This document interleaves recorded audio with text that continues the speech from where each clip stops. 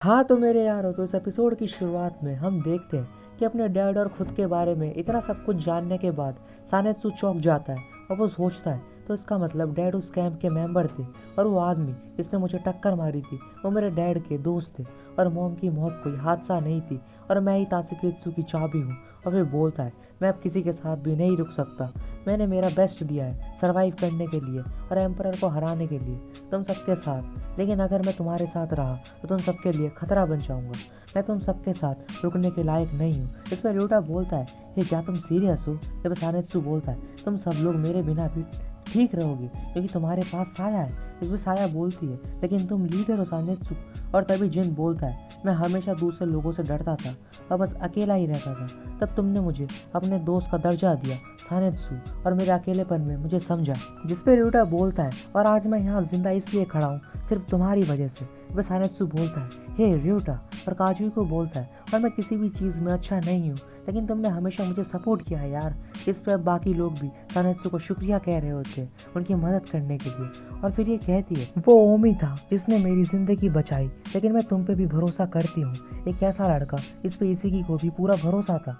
इस पे तब सेंसाई बोलता है सुनो सानेत्सु, मेरे दुख में मैंने जीने की उम्मीद खो दी थी लेकिन तुमने और सूडो ने मेरी मदद की। इस पे इगाराशी कहता है तुम वो लड़के हो जिस पे सूडो भरोसा करता था। और साया बोलती है सानेत्सु जब हम तासुकेत्सु में फंसे थे तब तुम वो पहले थे। इसने तय किया था एम्परर को हराने का और उस दिन से हम सब एक साथ हैं और वही चीज़ मुझे ताकत देती है। हम सब तुम्हें शुक्रिया कहना चाहते हैं और तुम हम सभी को साथ में लाए हो। और प्लीज़ अब ऐसा मत बोलो कि तुम हमें छोड़ दोगे, तुम शुरू से ही हमारा हिस्सा हो सानेत्सु।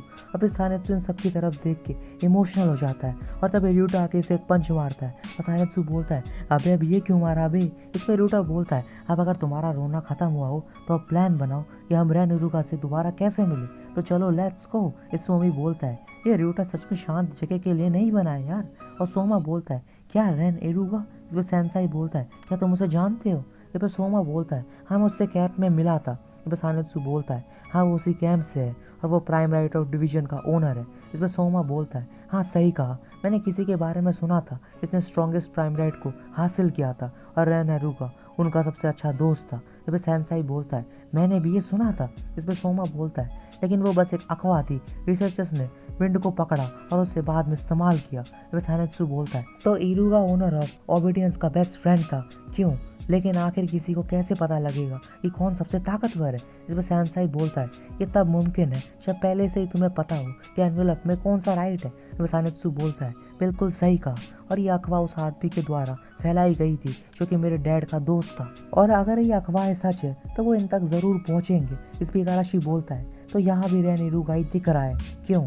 वो ही एक क्लू है जिससे हम ओनर ऑफ ओबीडियंस तक पहुंच सकते हैं और इसी कारण कैंप इरुका पे हमेशा नजर रखता था और वो उसे ज्यादा फोर्स भी नहीं करते थे। जिस पे र्यूटा बोलता है क्या ये सब सुन के ये नहीं लगता कि इन सब के पीछे रिसर्चर्स का हाथ है? बस हानेत्सु बोलता है हाँ वो रिसर्चर्स बिल्कुल मीडो जैसा होगा। इस पे कहती है मुझे तो कुछ समझ ही नहीं आ रहा आखिर यहाँ चल क्या रहा है। बस हानेत्सु बोलता है इरुका और मीडो हमें इन दोनों में से किसी एक को ढूंढना ही होगा और अगर मैं सही हूँ तो मीडो का प्राइम राइट जरूर लाइन ऑफ सक्सेशन से मिलता जुलता होगा और अगर बात लड़ाई की हो तो हमारे पास र्यूटा और सोमा है। लेकिन अगर इरुका और या वो दोनों ही सामने आते हैं फिर हम शांति से बात करने की कोशिश करेंगे और अगर नहीं हो सकता तो हम लड़ेंगे। इस पर र्यूटा बोलता है ये सुन के अच्छा लगा। जिस पर तभी साया बोलती है लेकिन हम उन्हें ढूंढेंगे कैसे? इस पर सानेत्सु बोलता है हमें गोबो की मदद चाहिए होगी, मैं उन्हें यहाँ बुलाने का सोच रहा हूँ गोबो की प्रेजेंटेशन राइट की मदद से।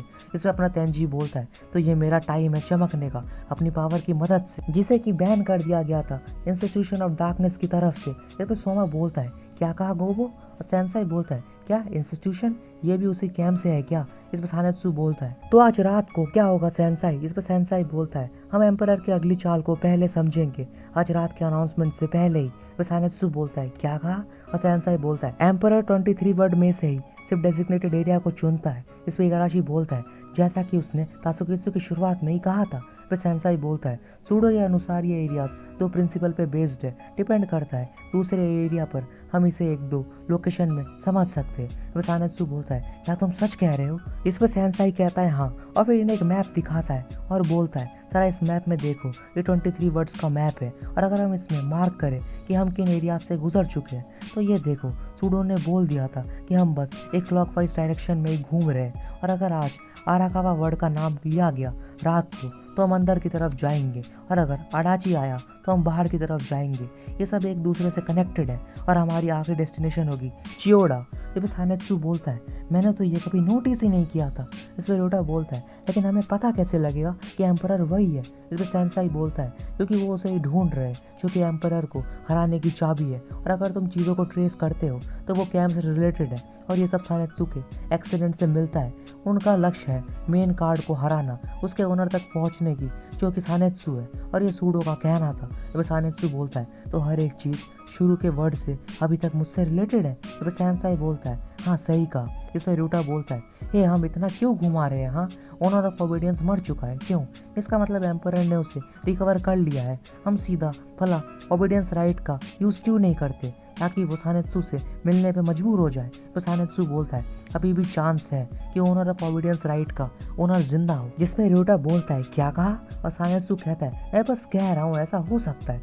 इस पर तभी साया कहती है लेकिन अगर वो है तो क्या वो एम्परर को हरा नहीं सकता, और अगर वो एम्परर की तरफ है तो वो उसे क्यों नहीं यूज़ कर रहा। इस पर एरन बोलती है तुम सही हो, लगता है एम्परर के पास सिर्फ एक ही तरीका है हमें मारने का, और वो है तासुकेत्सु के जरिए। इस पर ओमी बोलता है ये शायद वो ओबीडियंस राइट का इस्तेमाल नहीं कर सकते, किसे पता। जब सानेत्सु बोलता है इन सब का जवाब तो इरुगा या मीडो के पास से ही मिल सकता है। इस पे तेंजी बोलता है ओके तो अब ये बताओ कि मैं क्या डिस्प्ले करूँ, हाँ। इस पे सोमा बोलता है अभी तो लगभग टैली का टाइम हो चुका है। बस सानेत्सु बोलता है हाँ सही कहा तुमने। तभी इगाराशी कहता है ये यूज़फुल इन्फॉर्मेशन है कि अभी भी हमारे पास बिजली, पानी और रेडियो वेव्स है। इसका मतलब एम्परर को भी इनकी ज़रूरत है, रेडियो वेव्स तात्सुकेत्सु को चलाने के लिए और पानी भी बाकी चीज़ों के लिए। लेकिन बिजली भला क्यों चाहिए होगी, ये एक रहस्य है। जिसमें ओमी बोलता है हाँ बिल्कुल वो तात्सुकेत्सु को इसके बिना भी चला सकता है। इस पर लड़की कहती है और ये उतना ज़रूरी भी नहीं है जीने के लिए। इस पर इगाराशी बोलता है हो सकता है ये उसके सिक्योरिटी सिस्टम के लिए हो। इस पर सेंसाई बोलता है बढ़िया, तो इसका मतलब एम्परर एक सेफ लोकेशन पे। जब सानेत्सु कहता है फिर तो शायद हम उसे पकड़ लेंगे अगर हम मेन पावर को बंद कर दे लाइट की तब। जिस पे इगाराशी बोलता है मैं पहले ही उसका इंतजाम कर चुका हूँ, पूरे टोक्यो की सारी पावर शिंगावा थर्मल पावर स्टेशन से ऑपरेट होती है, और अगर हम इसे ऑफ कर दे तो ये उनके लिए एक सरप्राइज अटैक होगा।